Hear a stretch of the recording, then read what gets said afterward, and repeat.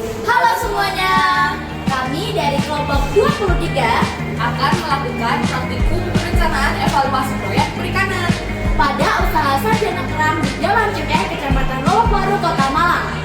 Yuk ikuti keseruan kami.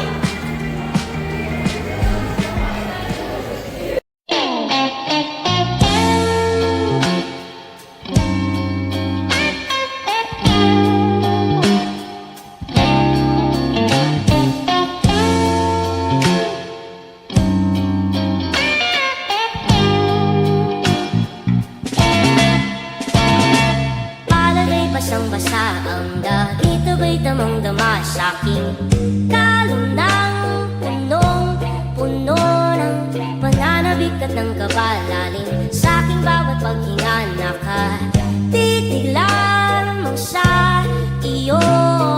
Naglakad ka ng dahan-dahan sa pasilyo tungo sa altar ng simbahan. Hahagkanan